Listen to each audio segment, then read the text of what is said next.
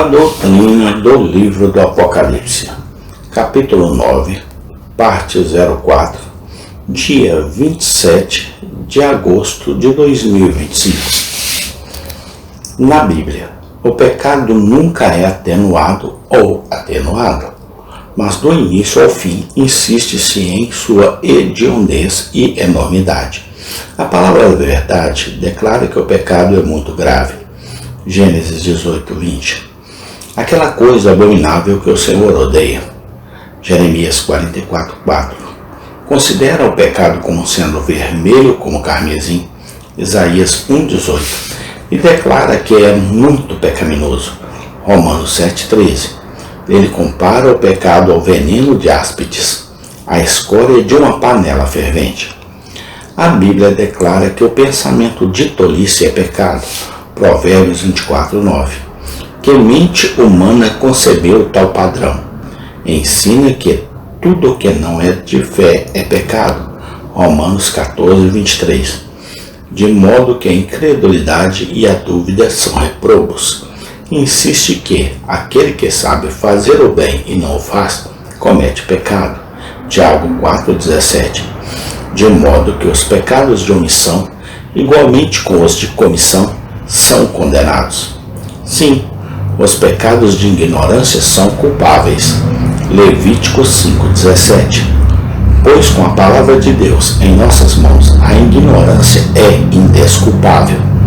A Sagrada Escritura ensina que o pecado é mais do que um ato, ou seja, uma atitude que precede e produz a ação.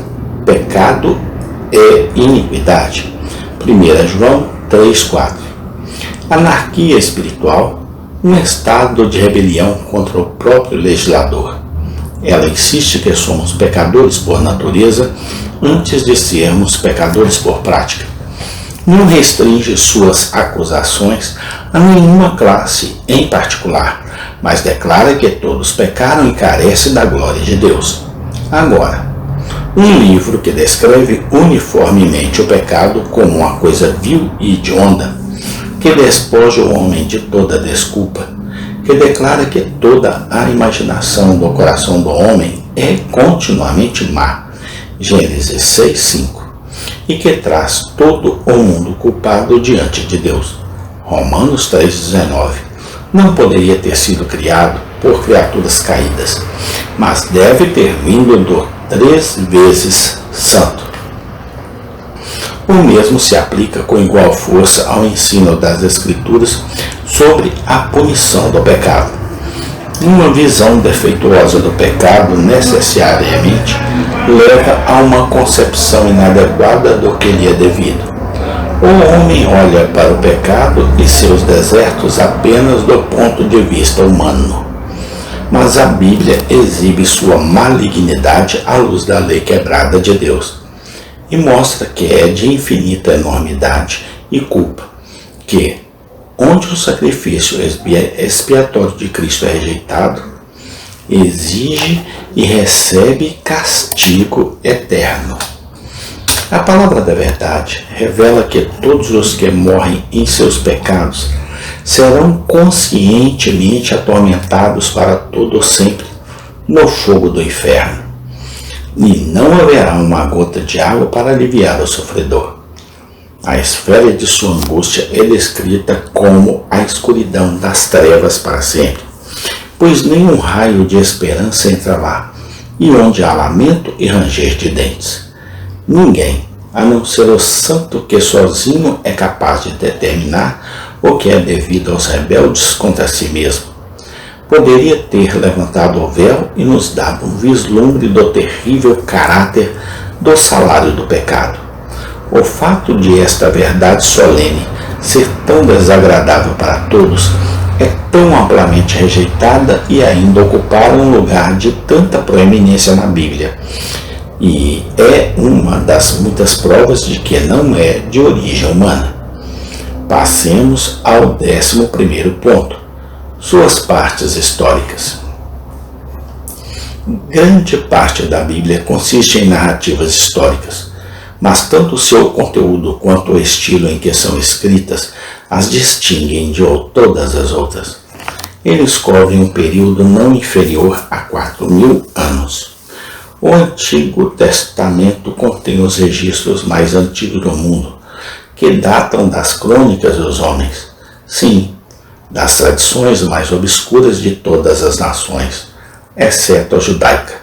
E, portanto, as escrituras do Antigo Testamento são muitos séculos mais antigas do que qualquer outra histórica registros. Heródoto, que foi denominado o pai da história, nasceu 1000 anos depois de Moisés. O escritor empregado por Deus ao escrever o Pentateuco, eles não apenas transmitem informações que nenhum dos escritos da antiguidade contém, mas estão em contraste marcante com as fábulas lendárias da Grécia e Roma primitivas. A Bíblia sozinha nos fornece qualquer conhecimento dos assuntos deste mundo durante seus primeiros 15 séculos. Antes de todos os historiadores humanos, o próprio Deus nos deu a conhecer como a Terra veio à existência, como as nações se originaram, e deu um relato breve, mas sucinto da era antediluviana que terminou no dilúvio. Todas as questões estão inteiramente além de nossa compreensão e imaginação. Os versículos iniciais de Gênesis estão em uma classe inteiramente à parte. Seu ensino sobre a criação do universo a partir do nada é bastante peculiar às Sagradas Escrituras. Tal ideia não se encontra nos sistemas mais racionais e refinados dos escritores seculares. Mesmo onde um arquiteto inteligente foi concebido, como nas especulações de Platão e Aristóteles, ainda assim ele foi retratado como trabalhando sobre o material existente, sobre a matéria eterna. Enquanto a hipótese defendida pelos antigos egípcios e babilônios era tudo, incluindo as estrelas e essa terra, se desenvolveu a partir do poder inerente do Sol, pelo recôndito do tema e ainda pela simplicidade da linguagem, pela abrangência do escopo e ainda pela brevidade da descrição, pela exatidão científica e ainda pela ausência de termos técnicos. Nada pode ser encontrado em toda a literatura e por um momento que se compare com o capítulo inicial da Bíblia.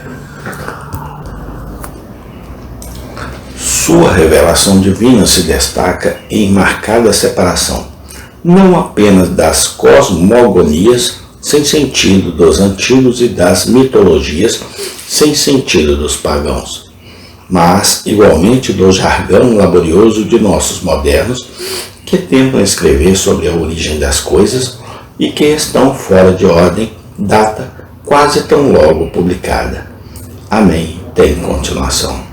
Obrigado, Deus, porque o Senhor conhece tudo, sabe tudo. O Senhor é um Deus maravilhoso.